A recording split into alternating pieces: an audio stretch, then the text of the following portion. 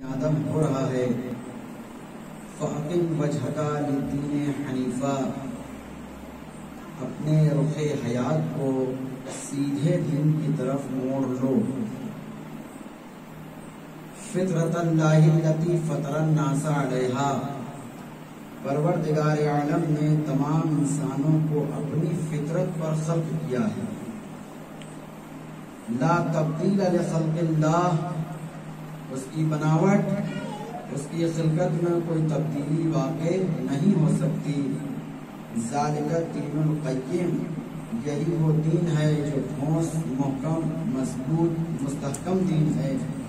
ولکن اکثر الناس لا یعلمون، لیکن اس کے بارے میں اکثر انسان لابلد ہیں، جاہل ہیں، نہیں جانتے۔ یہ دین، یہ اسلام، یہ مذہب کہ جس کے اندر بہت سی وسعت پائی جاتی ہے، اس کے اندر بہت گنجائش پائی جاتی ہے۔ سب سے بڑی چیز اس دین اور اسلام کی یہ ہے کہ یہاں جبر نہیں ہے، یہاں زور اور زبردستی نہیں ہے، بلکہ یہاں انسان خود مختار ہے۔ یہ دین سہلا ہے، یہ اسلام ایک آسان دین کا نام ہے کہ جس میں کسی کو کوئی جبر نہیں ہے کہ زبردستی وہ اسلام کو تسلیم کرے، کوئی زور و زبردستی نہیں ہے۔ ہاں، کچھ وظائف ایسے ہیں اسلام کے کہ جس کے بارے میں ہم سے مطالبہ ہے کہ تم اس کے قوانین پر عمل پیرا ہو کر کے اپنے وجود کو تمہیں امتیاز بناؤ۔ مذہب، دین، اسلام ہم سے چاہتا کیا ہے؟ مذہب کچھ چیزیں ہم سے چاہتا ہے۔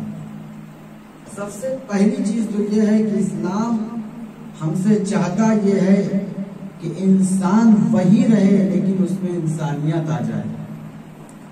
مذہب چاہتا یہ ہے کہ انسان وہی رہے لیکن اس میں انسانیت آ جائے۔ مذہب چاہتا یہ ہے کہ انسان وہی رہے لیکن اس کی روح پاک و پاکیزہ ہو جائے۔ مذہب چاہتا یہ ہے کہ انسان وہی رہے لیکن عمل و کردار کے ذریعے سے تقرب الہی کو حاصل کر لے۔ یہ مذہب چاہتا ہے ہم سے۔ انسان وہی رہے، انسان کو نہیں چینج ہونا ہے، اس کے اندر کی جو انسانیت ہے اس کو چینج ہونا ہے، اس کے اندر کا جو کردار ہے، جو اس کی روح ہے، اس کو بدلنا ہے۔ گزشتہ گفتگو جو ہماری توحید کے سلسلے سے چل رہی تھی، معرفت خدا کے سلسلے سے چل رہی تھی، تو آپ نے غور کیا، کل کی مجلس میں بتایا گیا کہ کائنات کا ذرہ ذرہ کہ جس نے پروردگار عالم کی وحدانیت کا اقرار کیا، یہی نہیں اس کی عبادت میں بھی مشغول ہیں۔ جتنے بھی ذرے کائنات میں ہیں سب اللہ کی حمد و ثنا میں ہیں، سب اس کی تعریف کر رہے ہیں، سب اس کی ستائش کر رہے ہیں، مشغول ہیں۔ آخر کے حضرت انسان کو پھر کیا ہو گیا ہے؟ حضرت انسان کو کیا ہو گیا ہے جو حضرت انسان صدق دل سے خدا کی عبادت کو انجام نہیں دے رہا ہے؟ تمام کائنات کی اشیاء سچائی کے ساتھ، صداقت کے ساتھ عبادت خداوندی میں مشغول ہے، لیکن حضرت انسان کو کیا ہو گیا ہے؟ کیوں نہیں؟ سب سے بڑی وجہ جو انسان معرفت نہیں رکھتا خداوند عالم کی اور اس کے ساتھ عبادت نہیں انجام دیتا، وہ یہ ہے کہ انسان کا دل سخت ہو چکا ہے۔ کیا ہو چکا ہے؟ انسان کا دل سخت ہو چکا ہے۔ اور یہ نہیں، قرآن کریم میں سورہ بقرہ آواز دے رہی ہے، بسم اللہ الرحمن الرحیم، ثم قست قلوبکم من بعد ذلک، اس واقعے کے بعد سے تمہارے دل سخت ہو چکے ہیں۔ یہ قرآن بنی اسرائیل کو خطاب کر رہا ہے، تو خطاب بنی اسرائیل کو ہوا تھا، اس کا مطلب یہ نہیں کہ ہم بچ گئے ہیں، ایسا نہیں ہے۔ قرآن کی کوئی بھی آیت ہے اس زمانے سے لے کے قیامت تک آنے والے تمام انسانوں پر صدق کرتی ہے۔ تو یہ انسان جو صرف کے دل سے کماحقہ اللہ کی عبادت میں مشغول کیوں نہیں ہو رہا ہے؟ تو قرآن آواز دے رہا ہے کہ ثم قست قلوبکم من بعد ذلک، اس واقعے کے بعد سے تمہارے دل سخت ہو چکے ہیں۔ کتنا سخت؟ فہیا کالحجارہ، قرآن کہہ رہا ہے پتھر کی طرح سخت ہو چکی ہے۔ کتنا سخت ہو چکا ہے؟ پتھر کی طرح سخت ہو چکا ہے۔ یہی نہیں، او اشد قسوہ، پتھر سے زیادہ سخت ہو چکا ہے۔ صرف پتھر ہی کی طرح نہیں سخت ہوا ہے، بلکہ پتھر سے زیادہ تمہارا دل سخت ہو چکا ہے، یہ قرآن کہہ رہا ہے۔ اور اس کے بعد آواز آئی، کیوں قرآن کہہ رہا ہے کہ پتھر کی طرح سخت ہو چکا ہے؟ اس لیے کہ پتھر بھی انسان کے دل کے آگے نرم ہو جاتا ہے، لیکن انسان کا دل نرم نہیں ہوتا۔ یہ قرآن کہہ رہا ہے انسان کا دل نرم نہیں ہوتا، پتھر بھی نرم ہو جاتا ہے۔ کیوں آواز دے رہا ہے قرآن؟ وَإِنَّا مِنَ الْحِجَارَةِ لَمَا يَتَفَجَّرُ مِنْهُ الْأَنْهَارُ، ایک ایسا بھی موقع آتا ہے جب پتھر کے اندر بھی جگہ بن جاتی ہے، چشمے جاری ہو جاتے ہیں، اس کا پتھر سخت ہونے کے بعد بھی وہ پگھل جاتا ہے، لیکن انسان کا دل نہیں پگھلتا، انسان کا دل نہیں پگھلتا ہے۔ یہ قساوت قلبی ہے جس کی بنیاد پر انسان کا مزاج عبادت خداوندی کی طرف نہیں لگتا ہے۔ جبکہ دیکھیں بار بار پروردگار عالم نے ہر مقام پر ہم کو تذکر دیا ہے، یہاں تک کہہ دیا ہے کہ وَمَا خَلَقْتُ الْجِنَّ وَالْإِنسَ إِلَّا لِيَعْبُدُونَ، ہم نے انسان اور جنات کو نہیں پیدا کیا محض یہ کہ عبادت کے لیے، یا جیسے کہ وَقَضَىٰ رَبُّكَ أَلَّا تَعْبُدُوا إِلَّا إِيَّاهُ، تمہارے رب کا حتمی فیصلہ یہ ہے کہ تم اللہ کی عبادت کرو، صرف اللہ کی عبادت کرو۔ تمہارے رب کا حتمی فیصلہ کیا ہے کہ تم صرف اللہ کی عبادت کرو، صرف اللہ تعالیٰ کی، اور کسی کی عبادت نہ کرو۔ آپ دیکھیں کہ کائنات میں بہت سے ایسے افراد ہیں جو اللہ تعالیٰ کی عبادت کو انجام دیتے ہیں، لیکن صرف نماز کا پڑھ لینا عبادت نہیں ہے، بہت توجہ رکھیے گا، صرف نماز کا پڑھ لینا عبادت نہیں ہے، صرف روزے کا رکھ لینا عبادت نہیں ہے۔ جہاں پروردگار عالم نے جہاں جہاں بھی اپنی عبادت کا ذکر کیا ہے، اسی کے ساتھ ایک اور اہم عبادت کا ذکر کیا ہے جس سے انسان کتراتا ہے، وہ دوسری عبادت کا نام ہے۔ کیا ہے دوسری عبادت؟ وَقَضَىٰ رَبُّكَ أَلَّا تَعْبُدُوا إِلَّا إِيَّاهُ وَبِالْوَالِدَيْنِ إِحْسَانًا۔ دوسری عبادت انسان اس سے دور ہو جاتا ہے۔ نماز پڑھ رہا ہے، اچھے جب نماز پڑھ رہا ہے، روزہ رکھ رہا ہے، سب کچھ کر رہا ہے، کیا کہا؟ تمہارے رب کا حتمی فیصلہ یہ ہے، صلوات پہ محمد والے محمد، صلی اللہ محمد والے محمد، صلی اللہ محمد والے محمد۔ تمہارے رب کا حتمی فیصلہ، جہاں بھی قرآن کریم میں آپ دیکھیں گے کہ خداوند عالم نے اپنی عبادت کا ذکر کیا ہے، اپنی عبادت کے فوراً بعد والدین کے ساتھ حسن سلوکی کو لگا کے رکھا ہے۔ یہ ہر جگہ قرآن کریم میں سینکڑوں مقامات پر آپ کو مل جائے گی یہ بات، جہاں عبادت خداوندی نے اپنی عبادت کا ذکر خدا نے خود کیا، فوراً بعد والدین کے ساتھ نیکی کو لگایا ہے۔ یعنی اگر میری عبادت صرف کے دل سے کرنا چاہتے ہو تو اس صورت تو مکمل ہوگی جب اپنے والدین کے ساتھ اچھے سلوک کرو گے۔ خالی نماز پڑھ لینا کافی نہیں ہے، بلکہ والدین کے ساتھ حسن سلوکی بھی عبادت ہے۔ اور آپ دیکھیں کہ عبودیت، اب بالخصوص عبدیت، بندگی، یہ ایک ایسا جوہر ہے جس میں انسانیت کو معراج ملتی ہے۔ بندگی ایک ایسا جوہر ہے جس میں انسانیت کو معراج ملتی ہے۔ یہی نہیں، انسانیت بھی اس پر فخر کرتی نظر آتی ہے۔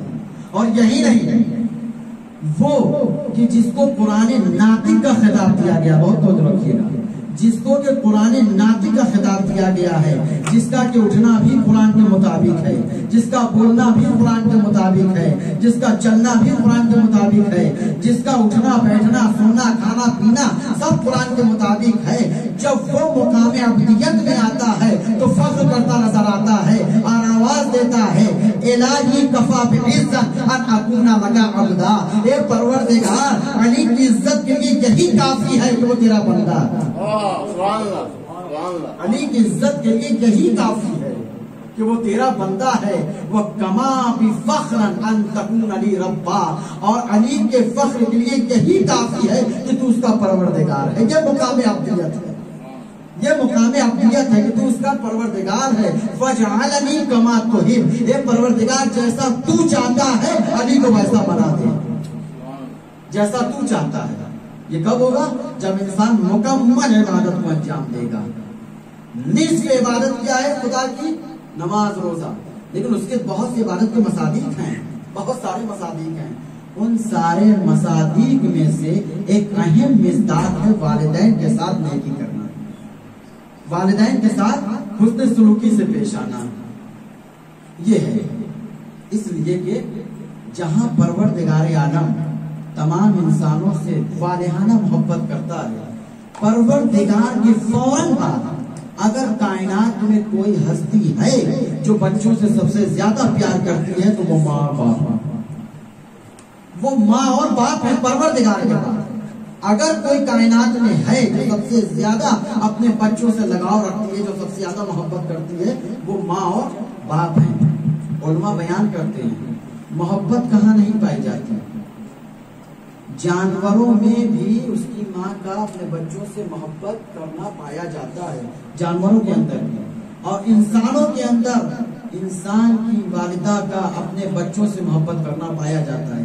لیکن ذرا سا ساتھ دیجیے گا اور توجہ رکھیے گا کہ کیا انسان کا اپنی ماں سے, وہ ماں جو اپنے بچے کو محبت کرتی ہے, کیا جانوروں میں بھی جانور کی ماں اپنے بچے سے ویسی محبت کرتی ہے جیسے انسان کی ماں اپنے بچے سے کرتی ہے؟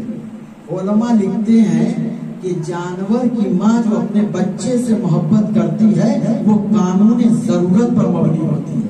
یعنی جب تک بچے کو اپنی زندگی کو بڑھانا ہوتا ہے تب تک جانور کی ماں اپنے بچے سے محبت کرتی ہے.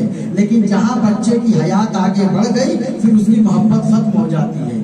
علماء نے مثال دی ہے, مچھلی کو کہا ہے, مچھلی پانی کے اندر رہتی ہے نا, جب یہ کنارے آتی ہے تو انڈے دے کر چلی جاتی ہے, پھر یہ نہیں دیکھتی میرا بچہ کون ہے, بہت توجہ رکھیے گا, پھر یہ نہیں دیکھتی کہ میرا بچہ کون ہے, وہ چلی جاتی ہے. یا عام آپ دیکھیں چوپایوں میں بکری کو لے لیجیے, بکری کا بچہ اس وقت تک اپنی ماں سے مانوس رہتا ہے جب تک اس کو اپنی ماں کا شیر پینا ہوتا ہے.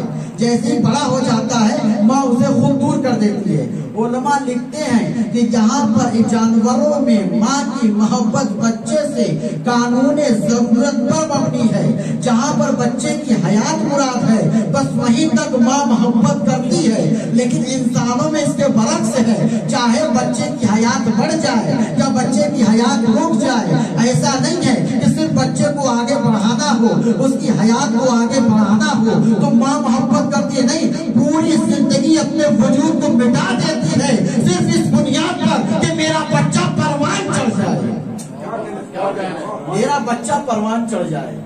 یہ ایسا نہیں کہ جانوروں کے جیسے ہے, جیسے جانوروں کی مائیں کرتی ہیں, وہاں بھی محبت ہے لیکن قانون ضرورت پر مبنی ہے. لیکن یہاں انسانوں میں جو ماں کی محبت اپنے بچے سے ہوتی ہے وہ قانون ضرورت پر مبنی نہیں ہے, کسی قانون کی محتاج نہیں ہے. جب تک بچہ باحیات ہے ماں دعا کرتی رہے گی, ماں عشق کرتی رہے گی, ماں اپنے بچے کو چاہتی رہے گی. والدین کے ساتھ اس نے سلوکی کو کہا ہے پروردگار عالم نے. اور یہی نہیں, آگے کی آیت دیکھیے آپ, کہاں پروردگار اصلاً برداشت نہیں کرتا کہ تم اپنے والدین کے ساتھ ذرا سی بھی بدسلوکی کرتے نظر آؤ, اصلاً برداشت نہیں کرتا پروردگار. اب کیوں کرے برداشت, جب اس نے جناب موسیٰ علیہ السلام کو تنبیہ کی, جناب موسیٰ علیہ السلام کو, جب جناب موسیٰ علیہ السلام قصر فرعون میں تھے, پلے بڑے سب کچھ ہونے کے بعد جب لوٹ کے آئے ہیں اور وحی الہی آئی ہے کہ انہو طغیٰ, فرعون نے جو ہے وہ بغاوت کی ہے, جاؤ اس کو سمجھاؤ, اس کو رائے راست پلاؤ, جاؤ تبلیغ کرو. جب جناب موسیٰ علیہ السلام نکلے ہیں کہ اب جائیں اب موسیٰ کو, فرعون کو جا کے تبلیغ کریں, تو جیسے ہی نکلنے لگے فوراً پروردگار نے وحی بھیجی, موسیٰ جا تو رہے وہ فرعون کے پاس, لیکن یاد رکھنا اس سے تیز آواز میں بات نہ کرنا. یہ کون کر رہا ہے؟ یہ پروردگار جناب موسیٰ کو تنبیہ کر رہا ہے. موسیٰ جا تو رہے ہو فرعون کو سمجھانے, تبلیغ کرنے جا رہے ہو, لیکن یاد رکھنا بات کے دوران تمہاری آواز بلند نہ ہو جائے، فرعون کی آواز میں تمہاری آواز بلند نہ ہو جائے۔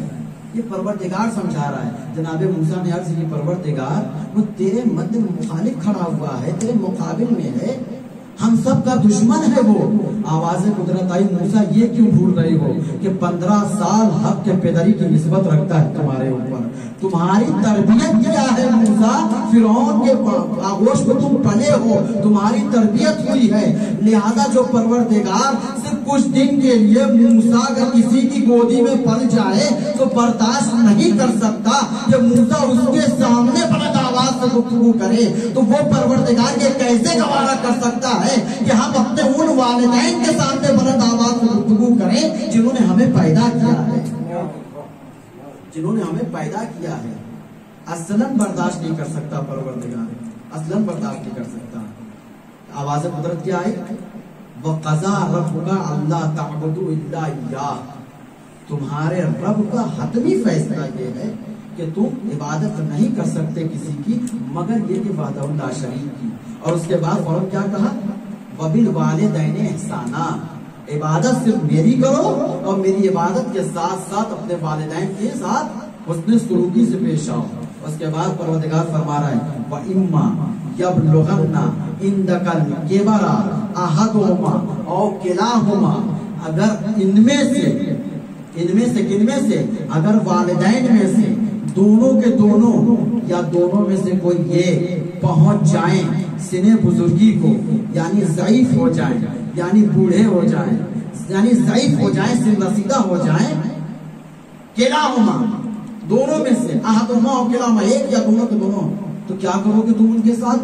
فلا تقل لہما اف، تو تم ان کے ساتھ کلمہ اف بھی مت کہنا، تم ان کے ساتھ کلمہ اف بھی مت کہنا، ولا تنہرہما، ان کو جھڑکنا بھی مت، وَقُلْ لَهُمَا قَوْلًا كَرِيمًا، جب بھی ان کے سامنے گفتگو کرنا تو نرم انداز میں گفتگو کرنا، کریمانہ انداز میں گفتگو کرنا، ایسا لگے کہ تم غلام ہو تمہارے آقا، اس انداز سے گفتگو کرنا اپنے والدین کے سامنے۔ عبادت کے مصادیق میں سے پروردگار عالم کی معرفت کی یہ سب تمام ذرائع ہیں، ایسے نہیں کہ محق کو اللہ کی معرفت آتی ہے جب تک یہ تمام چیزیں یکجا نہ ہو جائیں۔ کیا کہا؟ قولاً کریما۔ اور اس کے بعد جو قرآن کریم کی آیت ہے وہ یہ ہے کہ وَاخْفِضْ لَهُمَا جَنَاحَ الذُّلِّ مِنَ الرَّحْمَةِ، وَاخْفِضْ لَهُمَا جَنَاحَ الذُّلِّ مِنَ الرَّحْمَةِ، جب بھی جانا تو اپنے شانوں کو جھکائے رہنا۔ جناح کا لفظ جو عربی میں استعمال ہوتا ہے، اگر یہ لفظ جناح، اس کو پر کہتے ہیں عربی میں، اس کو پر کہتے ہیں عربی میں، اگر یہ جانوروں پرندوں سے اگر محسوس ہو جائے تو اس سے پرندوں کی قوت پرواز مراد ہے۔ لفظ جناح اگر پرندوں کے لیے استعمال کیا جائے تو اس سے یہ معلوم ہوتا ہے کہ پرندے کتنی اونچائی تک اڑتے ہیں۔ اگر یہی لفظ جناح انسانوں کے لیے استعمال ہوتا ہے تو یہاں پر معاشرے میں یہ دیکھا جاتا ہے کہ انسان کتنا بلند و بالا ہے، معاشرے میں اس کی کتنی ویلیو ہے۔ علماء بتاتے ہیں کہ لفظ جناح جب انسان کے لیے یوز ہوتا ہے تو علماء مثال دیتے ہیں کہ تم معاشرے میں MBBS ڈاکٹر ہو جاؤ، آیت اللہ العظمیٰ ہو جاؤ، چاہے جتنے بڑے تم سائنسداں ہو جاؤ، چاہے جتنے بڑے درجے پر فائز ہو جاؤ، اور ایسے ڈاکٹر ہو جاؤ، ایسے عالم ہو جاؤ کہ جب تم معاشرے میں آتے ہو تو 50 لوگ تمہاری تعظیم کے لیے کھڑے ہو جاتے ہیں۔ تمہارا رتبہ یہ ہے کہ جب ڈاکٹروں کی میٹنگ ہوتی ہے تو سارے ڈاکٹرز کھڑے ہو جاتے ہیں تمہاری تقریب کے لیے، تمہاری عزت کے لیے۔ اتنا بڑا تمہارا وقار ہے، اتنی بڑی تمہاری عزت ہے، تو کبھی اپنے دل میں یہ خیال مت کرنا کہ جیسی ہماری باہر عزت ہوتی ہے ہمارے والدین بھی ہماری ویسی ہی عزت کریں، جیسی عزت تمہاری باہر ہوتی ہے ہمارے والدین بھی ہماری ایسی ہی عزت کریں۔ نہیں، باہر 50 افراد تمہارے لیے کھڑے ہو جائیں، اتنے درجے پر فائز ہونے کے بعد بھی جب گھر میں آنا تو اپنے شانوں کو جھکا کے آنا، باہر بڑے بادشاہ بن جاؤ، گھر میں غلام نظر آنا۔ صلوات پڑھے محمد والے محمد۔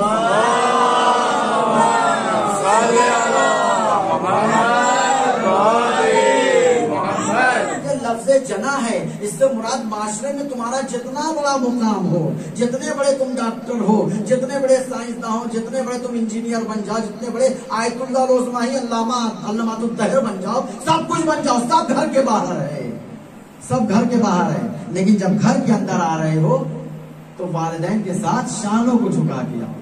اپنے یہ جو فضیلت والے جو پر ہیں ان کو باہر رکھ کے آؤ اور اپنے شانوں کو جھکا کے آؤ. وَخْفِضْ لَهُمَا جَنَاحَ الذُّلِّ مِنَ الرَّحْمَةِ. جب بھی والدین کے سامنے آنا تو اپنے شانوں کو جھکا کے آنا. اور اس کے بعد پیغمبر کو خطاب ہو رہا ہے، عام انسانوں کو نہیں خطاب ہو رہا ہے، پیغمبر کو خطاب ہو رہا ہے. وَقُلْ رَبِّ ارْحَمْهُمَا كَمَا رَبَّيَانِي صَغِيرًا. اور اے پیغمبر جب بھی ہو اس انداز سے دعا کرنا، پروردگار جیسے والدین نے بچپنے میں ہماری خدمت کی ہے تو بھی مرنے کے بعد ویسی ہی رحمت ان پر نازل فرما. اس انداز کی دعا ہونی چاہیے. سخت مرحلہ ہے، عام انسان نہیں سمجھ پاتا کہ والدین کی کیا قدر و منزلت ہے. جنگ کا زمانہ چل رہا ہے، جنگ کا دور ہے. حذیفہ یمانی نے تلوار نکالی اور چلے اپنے باپ کو قتل کرنے کے لیے. ظاہر سی بات ہے حذیفہ کے والد دشمنوں کے گروہ میں ہیں، حذیفہ رسول اللہ کے ساتھ ہیں. تلوار نکال لی حذیفہ نے، جا رہے ہیں، رسول اللہ کی نگاہ پڑ گئی. حذیفہ کہاں جا رہے ہو؟ دیکھ نہیں رہے ہمارا باپ ہے کس طریقے سے اسلام کے مقابل کھڑا ہے. حذیفہ تمہیں پتا ہے تمہارا باپ ہے، وہ جانتے ہو تم، اس نے تمہیں پیدا کیا ہے، رب ہے تمہارا، وہ مربی ہے تمہارا وہ. حذیفہ اسے کوئی اور قتل کرے گا، تم اپنی تلوار کو رکھ لو، تم اپنے ہاتھوں سے اپنے باپ کو نہیں قتل کر سکتے. رسول اسلام کی تبلیغ ہے. ورنہ عام جیسا کہ کوئی مذہب کا سید و سردار ہوتا تو اس کو تو اور اچھی بات نہیں ہے، دشمن جلدی سے ختم ہو رہا ہے، خوشی کا عالم دار ہے، بھائی بیٹا ہی تمہارا جو ہے تمہارا مخالف ہے، وہ تو خوش ہو جاتا ہے. لیکن نہیں، رسول اسلام یا اپنے نفسیات کے لیے تھوڑی کھڑے ہوئے ہیں. رسول اسلام کوئی اپنی خواہشات کے لیے تھوڑی کھڑے ہوئے ہیں. رسول اسلام کو تو ایک ایک عمل خدا کے لیے. وہ بتلانا چاہ رہے حذیفہ تمہارا باپ ہے، اس کو تم نہیں قتل کرو گے. سب سے زیادہ روایات معتبرہ میں جو فضیلت بتائی گئی ہے کہ اگر خدا کے نزدیک تمہارا ایک ایک عمل محبوب ہے تو وہ کب ہوگا؟ جب تم باپ سے بھی زیادہ اپنی ماں کی خدمت کرو. بہت توجہ رکھیے، باپ سے بھی زیادہ اپنی ماں کی خدمت کرو، اپنے ماں کے ساتھ اس میں سلوکی سے پیش آؤ. صلوات علی محمد و آل محمد. اللہم صلی علی محمد و آل محمد. اپنے ماں کے ساتھ اس میں سلوکی سے پیش آؤ. انسان کو سمجھنا چاہیے کہ واقعاً پروردگار عالم نے ماں جیسی عظیم نعمت اگر کسی کو عطا کی ہے تو قدردانی کرنی چاہیے. اور خدا کی بارگاہ میں یہی دعا بلند کرتے ہیں، ہاتھوں اٹھا کے دعا کرتے ہیں، پروردگار جن جن حضرات کی ماں اگر باحیات ہے تو ان کو طول عمر عطا فرما، اور جن کی والدہ اور والدین اس دار فانی سے دار بقا کی طرف کوچ کر گئے، پروردگار ان پہ ویسے رحمت نازل فرما جیسے انہوں نے بچپنے میں ہماری خدمت کی ہے، ہماری پرورش کی ہے. آپ دیکھیں کس انداز سے سید الشہداء نے بیمار کربلا کی تربیت کی ہے، چوتھے امام کی ایسی تربیت کی ہے. والدہ کا تو انتقال اسی رات ہو گیا تھا جس رات چوتھے امام پیدا ہوئے ہیں، جناب شہر بانو سلام اللہ علیہ، اور آپ مدینے میں جنت البقیع میں دفن بھی ہیں. لیکن امام حسین علیہ السلام نے ایک باپ کے ہونے کی حیثیت سے کیسی تربیت کی ہے، اور جس کو مولا سجاد کی تربیت کے لیے لگایا تھا اس نے ماں بن کے کیسے پیش کیا ہے، اور کیسی تربیت کی مولا سجاد علیہ السلام کی کہ آپ نے جہاں تمام حقوق رسالے لکھے ہیں انہی میں رسالے حقوق میں دو اہم بات جو لکھی ہے، جب بھی اس کو پڑھا جاتا ہے آنکھوں میں آنسو آ جاتے ہیں. کس تربیت کے ساتھ مولا سجاد کو پروان چڑھایا گیا ہے کہ آپ نے جو تمام حقوق لکھے ہیں اس میں حقوق نمبر 24 کا کبھی مطالعہ کیجئے گا جا کر. اس میں مولا کیا ارشاد فرماتے ہیں، فَأَمَّا حَقُّ الرَّحِمِ، پس تمہاری والدہ کا تم پر حق کیا ہے، تمہاری ماں کا تمہاری والدہ کا تم پر حق کیا ہے. فَحَقُّ أُمِّكَ أَن تَعْلَمَ أَنَّهَا حَيْثُ حملت کا حیث لا یحتمل احدا. مولا سجاد فرما رہے ہیں تم جان لو کہ تمہارے اوپر تمہاری والدہ کا کیا حق ہے. ارے 9 مہینہ وہ تمہیں اپنے پیٹ میں رکھ کے تمہارے وجود کا برتن بنی رہی. یہ چوتھے امام بتا رہے ہیں 9 مہینہ اپنے پیٹ میں تمہیں رکھ کے تمہارے وجود کا وہ ظرف بنی رہی. حیث لا یحتمل احدا احدا کہ کائنات کا کوئی ایسا بندہ نہیں ہے جو تمہیں ایک سیکنڈ اپنے اوپر اٹھا کے پھرتا نظر آئے. لیکن سلام کرو اپنی ماں کو کہ تمہیں 9 مہینے تک اٹھائے پھرتی رہی. یہ چوتھے امام بتا رہے ہیں فَأَمَّا حَقُّ أُمِّكَ أَنَّهَا تَعْلَمُ حَيْثُ يَحْتَمِلُ احدا. کوئی اٹھا نہیں سکتا اس بوجھ کو. لا یحتمل احدا. کوئی اس بوجھ کو اٹھا نہیں سکتا جو تمہاری والدہ نے 9 مہینہ تم کو اپنے پیٹ میں اٹھا کے رکھا ہے. کوئی نہیں اٹھا سکتا. وَأَطْعَمَتْكَ اس کے بعد مولا سجاد فرما رہے ہیں وَأَطْعَمَتْكَ من ثمرة قلبها. صرف اٹھایا ہی نہیں ہے تم کو بلکہ اپنا خون جگر کھلایا ہے تم کو. مولا سجاد فرما رہے ہیں وَأَطْعَمَتْكَ مِنْ ثَمرَةِ قَلْبِهَا مَا لَا يُطْعِمُ أَحَدًا أَحَدًا. تمہاری والدہ نے تم کو اپنا خون جگر کھلایا ہے کہ کائنات میں کوئی ایک بندہ ایسا نہیں ملے گا جو تمہیں اپنا خون جگر کھلاتا نظر آئے. کوئی نہیں ملے گا. وَأَنَّهَا وَقَتْكَ اور تمہاری والدہ نے تمہاری حفاظت کی ہے بِسَمْعِهَا اپنے کانوں سے وَبَصْرِهَا اپنی آنکھوں سے وَبِيَدِهَا اپنے ہاتھوں سے وَبِرِجْلِهَا اپنے پیروں سے تمہاری حفاظت کی ہے وَبِشَعْرِهَا اپنے بالوں سے تمہاری حفاظت کی ہے وَبُشْرِهَا اپنی جلدوں سے تمہاری حفاظت کی ہے وَجَمِيعِ جَوَارِهَا تمام اعضاء و جوارح سے تمہاری حفاظت کی ہے. غم و اندوہ کے ساتھ نہیں کی ہے. مستبشرہ ہر کام کرتی چلی گئی لیکن مسکراتی بھی رہی.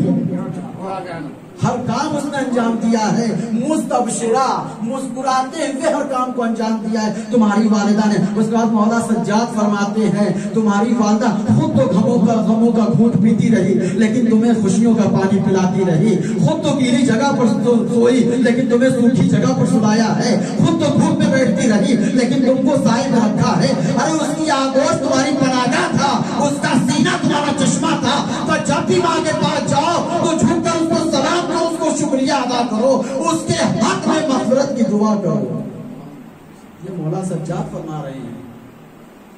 اس انداز سے بتایا ہے کہ اگر چاہتے ہو کہ پروردگار عالم کی عبادت کو انجام دو اور پروردگار بھی چاہتا ہے کہ ہماری عبادت اگر چاہتے ہو کما حق ہو اگر ہماری عبادت چاہتے ہو تو ہماری عبادتوں کے مصادیق میں سے اہم مصداق والدین کے ساتھ نیکی کرتے نظر آؤ. والدین کے ساتھ حسن سلوکی سے پیش آؤ.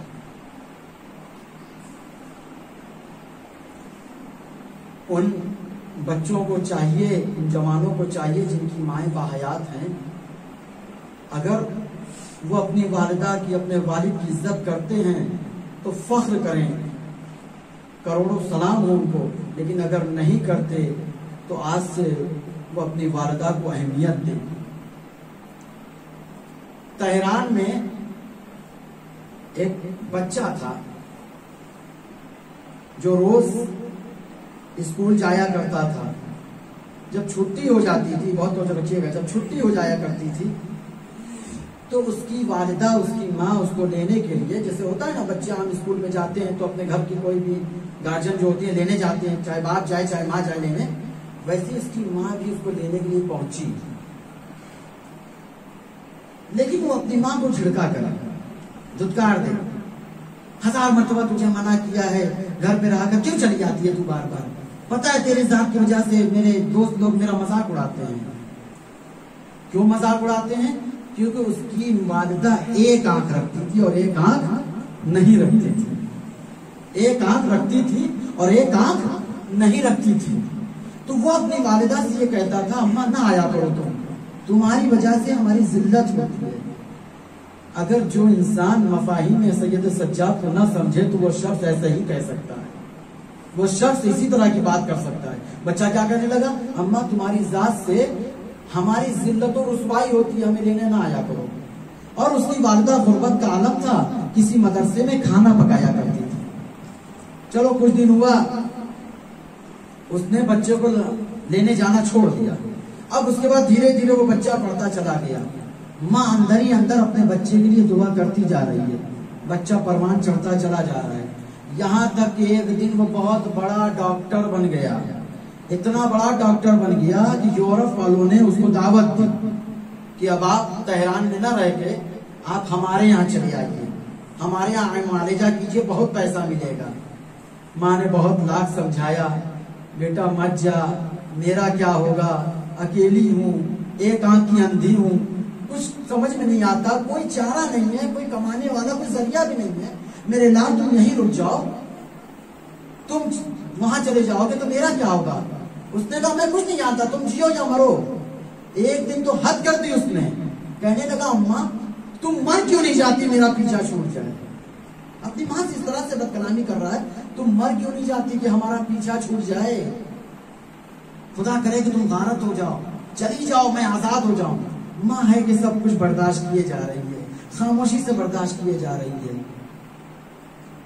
بچہ چلا گیا یورپ, جوان ہو گیا, بڑا ڈاکٹر ہو گیا, میں یورپ میں شادی بیاہ کر لیا, بچے اچھے ہو گئے, میں رہنے لگا. ماں کی طرف کوئی خیال نہیں. کسی نے اس کو ایڈریس دیا کہ میں تمہارے بچے کو فلاں ملک میں دیکھ کے آیا ہوں, چاہو کہ تم بھی جانا. کسی صورت اس نے قرضہ ادھار لے کے سفر کا سامان مہیا کیا, گئی. پتا کرتے کرتے وہاں تک پہنچی. جیسے ہی دہلیز پر پہنچی یورپ میں, جہاں اس کے بچے نے بہت بڑا بنگلہ کر رکھا تھا, جیسے دروازہ کھولا, اپنی نابینا ماں کو دیکھا, ایک آنکھ والی اپنی ماں کو دیکھا, اور اس کے بعد اپنے بیوی بچوں کی طرف دیکھ کے کہتا ہے اماں کیا میں کم تھا جو مجھے ڈراتی تھی, اب میرے بچے کو ڈرانے آ گئی. یہ کیا ہے, یہ کتنے افسوس کا مقام ہے. یہ انسان کتنا گرا ہوا ہے, وہی کہیں گے قسی القلب ہے, کتنا سخت انسان کا دل ہے. یہ کیا سے کیا الفاظ ماں کے لیے استعمال کیے جا رہا ہے. میرے بچے کو ڈرانے آ گئی ہے, ابھی میری بیوی کو پتا چل جائے گا تو مجھے چھوڑ کے بھاگ جائے گی, تو چلی جا واپس. روتی گاتی بلکتی ایک آنکھ والی ماں اس کی واپس آ گئی تہران. کچھ دنوں کے بعد جس یونیورسٹی جس کالج سے وہ بچہ وہ پروان چڑھا تھا, ڈاکٹر بنا تھا, ان لوگوں نے میٹنگ رکھا اور تمام جتنے ان کے اسٹوڈنٹ باہر یورپ میں کام کر رہے تھے سب کو انہوں نے اپنے جلسے میں دعوت دی. اس کو بھی لیٹر گیا کہ تم بھی ہمارے یہاں شرکت کرو تہران میں.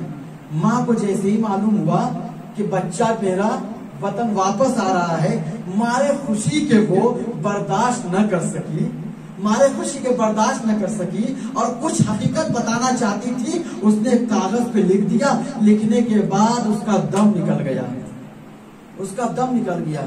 جب بچہ یہاں پر آیا ہے, اس کا بیٹا تہران واپس آیا ہے اور جلسہ اختتام ہو گیا ہے, ایک مرتبہ کسی نے اس کی ماں کا خط آگے بڑھایا, کہا وہ بدبخت, ارے کبھی زندگی میں تو اس کی نہ مانی تو نے, آج اس خط کو پڑھ لے, شاید تجھے سمجھ میں آ جائے گا. ایک خط تجھے پوری زندگی کی تجھے سمجھا دے گا کہ ماں زندگی میں کتنی قدر و قیمت رکھتی ہے. ایک مرتبہ جب اس نے کہا کتنا اصرار کیا جا رہا ہے تو خط کو کھولا, کھولنے کے بعد پڑھنا شروع کیا. میرے لال مجھے معاف کر دینا, میرے لال ہمیشہ تیری زندگی کے راستے میں میں حائل ہوتی رہی ہوں, ہمیشہ تیرے بچوں کے لیے میں ڈراؤنی بنتی رہی, میرے لال مجھے معاف کر دینا.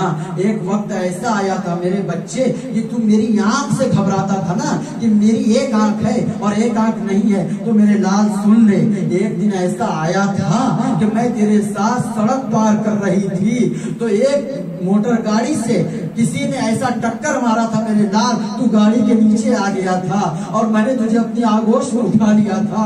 جب میں تجھے ہاسپٹل لے کے گئی تو تیری ایک آنکھ جا چکی تھی میرے لال. میں نے تو سوچا کہ مجھے تو پوری زندگی اب نہیں بتانی ہے, تیرے آگے پوری زندگی پڑی ہے میرے لال. میں نے اپنی ایک آنکھ تجھے ہدیہ کر دیا, میں نے اپنی ایک آنکھ تجھے دے دیا کہ زمانہ میرے بیٹے کو نابینا نہ کہے, اس کی ماں کو نابینا کہے. میرے لال تو نہیں سمجھ پایا اپنی ماں کی اس وفا کو, تو نہیں سمجھ پایا اپنی ماں کی اس محبت کو. تیری ماں تجھ سے کتنی والہانہ محبت کرتی تھی. ایک آنکھ میرے لال میں نے تجھے عطا کر دیا تھا تاکہ کائنات والے مجھے برا کہیں لیکن تجھے دیکھنے والا کہیں. جیسی حقائق معلوم ہوئے ہیں قبر پر آیا اور آنے کے بعد کافی افسوس بن رہا ہے, پروردگار کی بارگاہ میں دعا کر رہا ہے, پروردگار مجھ جیسا مایوس کوئی نہیں ہو سکتا سکتا, مجھ جیسا ذلیل و خوار کوئی نہیں ہو سکتا ہے.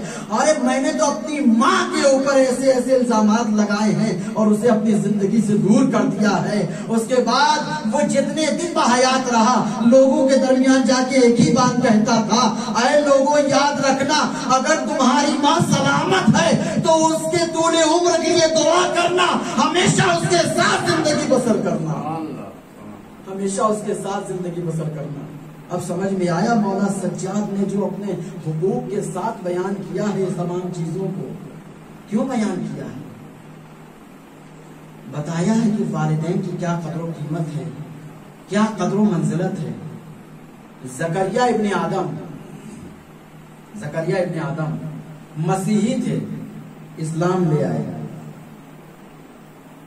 دل میں شوق رکھتے ہیں کہ حج بیت اللہ کے لیے مکہ مکرمہ کے لیے جایا جائے. گئے, کعبے کے نزدیک امام جعفر صادق علیہ السلام سے ملاقات ہو گئی. صلی اللہ محمد وعلی محمد. امام جعفر صادق علیہ السلام سے ملاقات ہو گئی. مولا نے زکریا ابن آدم کے چہرے کی طرف دیکھا, مسکرائے. کچھ سوال رکھتے ہو؟ کہا مولا بس یہ پوچھنا چاہتا ہوں مولا کہ اپنے پورے مسیحی خاندان میں اور گھر میں میں اکیلا مسلمان اور شیعہ ہوا ہوں, محب اہل بیت ہوا ہوں. میری ماں میرا باپ کوئی بھی شیعہ نہیں ہوا ہے, مسلمان نہیں ہوا ہے. مولا اگر میں اپنے گھر میں اپنا برتن الگ کر لوں تو شاید میری ماں کو ناگوار گزرے. مولا بتائیے کیا کوئی راستہ ہے کہ جو میں اپنی ماں کے ساتھ اسی برتن میں کھاؤں, اسی برتن میں پانی پیوں, اپنے والدین کے ساتھ اسی انداز سے زندگی بسر کروں. مولا نے ایک بات کہی, یہ بتاؤ کیا تمہارے گھر میں خوک یعنی سور کا گوشت تو نہیں آتا ہے؟ کہا مولا نہیں آتا.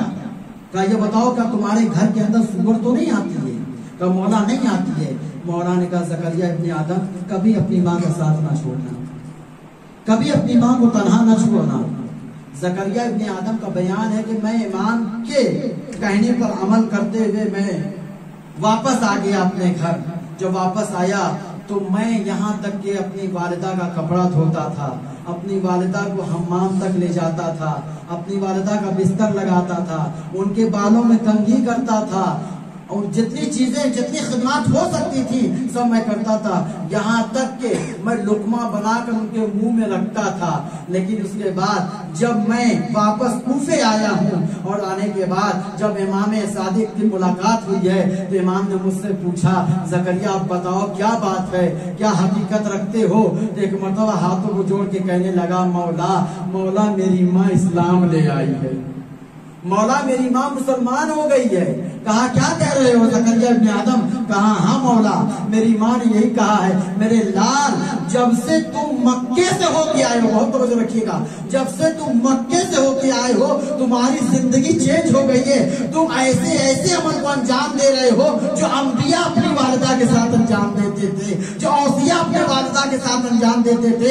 میرے لال یہ بتاؤ کیا تم نے اسلام تو قبول نہیں کر لیا ہے؟ کہا مولا میں نے اپنی ماں سے کہا میں نے اسلام قبول کر لیا ہے. تو ایک مرتبہ میری ماں نے پلٹ کر آواز دی ہے, بیٹا تیری ماں نابینا ہے لیکن اتنا جانتی ہے اس کے دل میں اسلام کی کرن پھوٹ رہی ہے, جلدی مجھے کلمہ پڑھاؤ اور اپنے امام کی بیعت میں مجھے لے لو,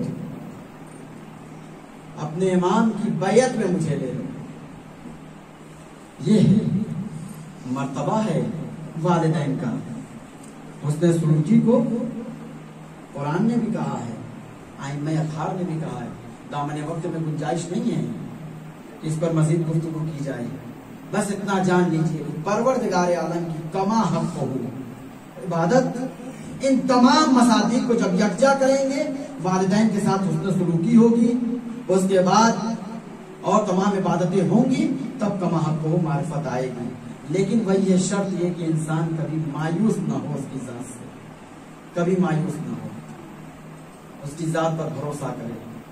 ماں ایک ایسی عظیم نعمت کا نام ہے کہ جو اپنے بچے کو پوری زندگی پروان چڑھاتی ہے. سید مرتضیٰ رحمت اللہ علیہ کی والدہ کا جب انتقال ہو گیا تو آپ بہت زیادہ رو رہے تھے. آپ کے شاگرد نے آ کے کہا کہ آپ مجتہد ہیں، عالم ہیں، فقیہ سمدانی ہیں آپ، اتنا زیادہ گریہ مت کریے. کیا لوگ کیا سوچیں گے کہ آپ کے اندر صبر کا ضبط کرنے کا مادہ نہیں پایا جاتا. پلٹ کر آواز دی ہے تم نے انصاف نہیں کیا. آج میں جس مقام پر پہنچا ہوں اسی ماں کی تربیت کا تو نتیجہ ہے. آج میں جس مقام پر پہنچا ہوں، آج جو مرتضیٰ کو مرتضیٰ انصاری کہا جاتا ہے، کون کس نے پہنچایا مجھے اس مقام پر؟ میری ماں کی دعاؤں نے مجھے اس مقام پر پہنچایا ہے، جو آج پوری دنیا میری تقلید کرتی ہے. یہ ہے ماں.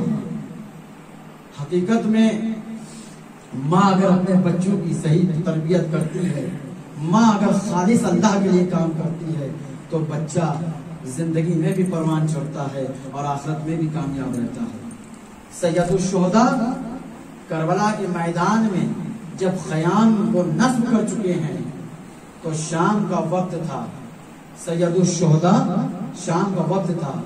اپنے خیام سے نکلے اور سرزمین کربلا سے کچھ دور جا رہے ہیں. جاتے جاتے راستے میں دیکھا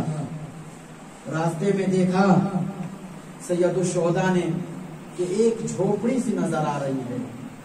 گئے مولا، جانے کے بعد داخل ہوئے، دیکھا ایک ضعیفہ اس میں بیٹھی ہوئی ہے.